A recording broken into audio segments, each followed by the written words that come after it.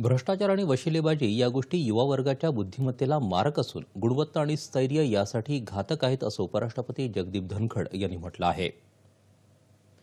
दिल्ली विद्यापीठाच्या हिंदू महाविद्यालयाच्या 125व्या स्थापना दिनानिमित्त नवी दिल्लीत आयोजित करण्यात आलेल्या एका कार्यक्रमात ते बोलत होते. भ्रष्टाचारामुळे आपली फसवणूक होते आणि आपल्याला दडपशाहीला तोंड द्यावं लागतं अशी तरुणांची भावना होत असल्याचं ते म्हणाले आणि ते भ्रष्टाचाराचा तीव्र निषेध करतात असं त्यांनी सांगितलं. लोकशाहीच्या यशस्वी कारभारासाठी कायद्यासमोर समानता हे तत्व अत्यंत महत्त्वाचं आहे. अलीकडच्या काळात लोकशाही प्रणालीच्या परिसंस्थेत अनेक नवीन सुधारणा झाल्यानं सत्तेच्या दालनामध्ये प्रामाणिकता अवतरली असून पारदर्शक आणि जबाबदार कारभार सुरू झाला आहे. आपलं कुणीच काही वाकडं करू शकत नाही अशा भ्रमात असणाऱ्यांपर्यंतही कायद्याचे लांब आणि कणखर हात पोहोचू लागल्यानं परिस्थितीत लक्षणीय फरक पडल्याचं उपराष्ट्रपती म्हणाले.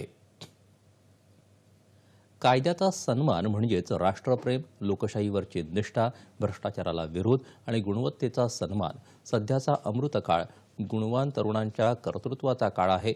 विकसित भारत हीच तुमची जीवननिष्ठा आणि ध्येय असलं पाहिजे आणि त्यासाठी तुम्ही सतत योग्य दिशेनं प्रामाणिक प्रयत्न करावेत असं आवाहन उपराष्ट्रपतींनी यावेळी केलं.